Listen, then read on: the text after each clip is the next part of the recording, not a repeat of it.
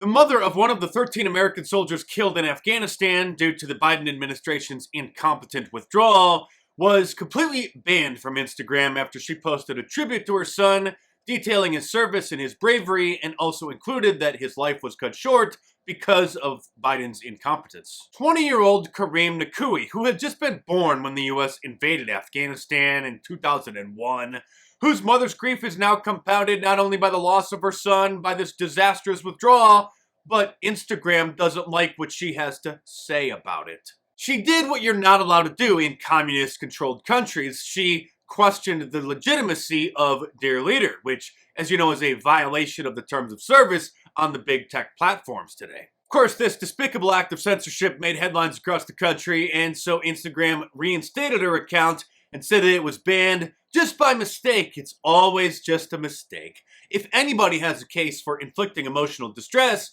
it's her, and so I hope that she sues. Of course, old Joe is too busy checking his watch to see what time ice cream break is to care about any of this. In other censorship news, the Gingers Do Have Souls kid is all grown up now. You may have seen that video 10 years ago after South Park did an episode joking about how redheads don't have souls, and some poor kid was getting picked on, and he posted his first YouTube video ever ranting about it, and it went mega viral. And so he since became a YouTuber going by the name of Copper Cab, and his entire channel was just banned for hate speech. His shtick is obviously being the angry guy who rants and raves about everything, and he's quite a troll. At one point, he pretended to be transgender, and it made headlines by morons in the media who just didn't get him. And so that obviously upset the thought police for him being insensitive to the rainbow community. So a few days ago, with 0 strikes on his channel, YouTube just decided to ban him completely.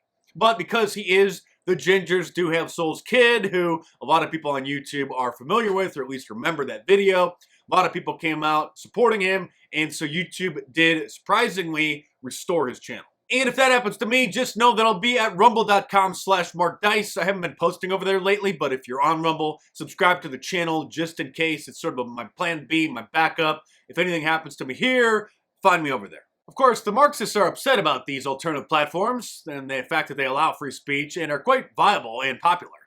So the Marxist Democrats that are part of the January 6th committee sent a demand letter to Andrew Torba, the founder and CEO of Gab, with a long list of demands wanting to know all kinds of information about users' accounts and who's been banned and why, and what sort of communication they've had with law enforcement when they detect threats that are posted on their platform, etc., trying to bog them down into a legal mess. Gab, by the way, which has been banned from, I believe, at least 5 different banks now, who they've had close their business accounts, even though they're a perfectly legal business.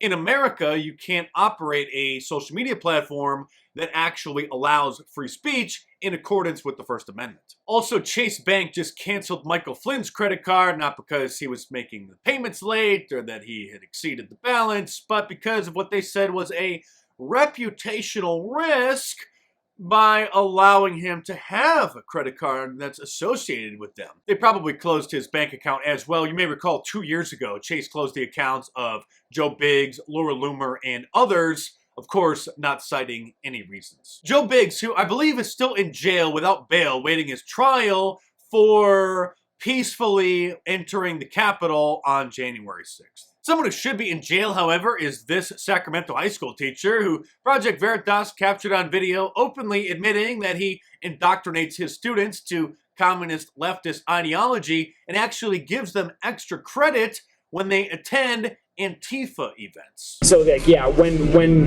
there's like right-wing rallies and stuff, then we'll create an opposition to that. Yeah. Beautiful. Where would he go to connect to some of these organizations? Like, I post a calendar every week, awesome. and then so like and I do it for extra credit, so they get points for doing it. Like, so that encourages them to do it. When they go, they take pictures, they write up a reflection. That's their extra credit. Like I have an Antifa flag on my wall, and a student complained about that, and he said it made him feel uncomfortable. Well, this is meant to make fascists feel uncomfortable. So if you feel uncomfortable, I don't really know what to tell you. Like maybe you shouldn't be aligning with the values that this is antithetical to. So the Cultural Revolution in the 60s was fixing the problem that came about after the economic one.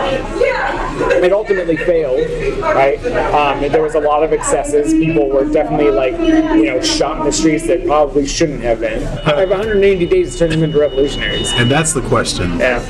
Because a lot of them are indifferent. I think they're distracted by the gadgets and video games. How do you do that? How do you... Scare the out of them. Yeah. Meet Gabriel Geit. He's a public school teacher paid for by taxpayer dollars at Intercom High School in Sacramento, California. Geit, who teaches advanced placement government classes, is not shy about his involvement in Antifa's local chapter. He even has an Antifa flag and a poster of Mao Zedong in his classroom. Then Project Veritas confronted him about the statements that they had captured when he was on hidden camera, and this time when he was out walking his dog, and you can't make this up, he was literally wearing a communist hammer and sickle tank top. I am a journalist with Project Veritas. I'd like to talk with you about some of the statements you've made. I believe you said it. You know what Project Veritas is. Well, we're journalists. Okay. And you mentioned to one of our colleagues that you have 180 days to turn students into revolutionaries. Would you like to expound upon that? We do not consent to this filming. We do not consent to these questions. Well, you're in a public place, and I don't think parents consent to their students being, quote, turned into revolutionaries.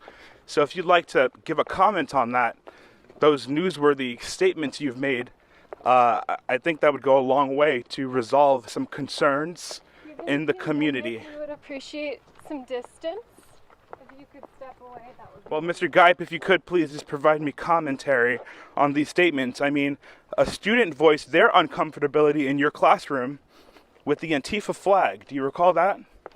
Do you recall how you responded to that student? You tacitly implied they might be aligned with fascists.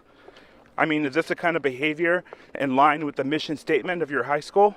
Don't you give students extra credit for going to partisan left-wing events? As you can see, they run in shame. They had a lot to say to my colleague, but Mr. Geip has nothing to say now.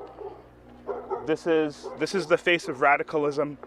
This is people who have something to hide, yet when the mic is in their face and they have the opportunity to share, they don't want to. How is it that communist symbols don't have the same stigma attached to them as Nazi symbols, particularly when Mao Zedong's Great Leap Forward killed an estimated 15 to 50 million people? Some good news, however, Larry Elder's looking good in the polls in the California recall, and he actually posted my man on the street interview about it on Twitter and Facebook. If you live in California, you better vote yes on the recall and for Larry Elder, or I don't know why you're even watching my channel. Aside from Larry Elder, as you know, I also support Donald Trump, a real leader, and I know that you do too, and I know that you'll enjoy my new Trump Was Right shirt, which you can order from my online store at markdice.com. And like all of my designs, it's available in a t-shirt, long sleeve, and a hoodie, and a whole bunch of different colors as well. So head on over to markdice.com or click the link in the description below and check it out.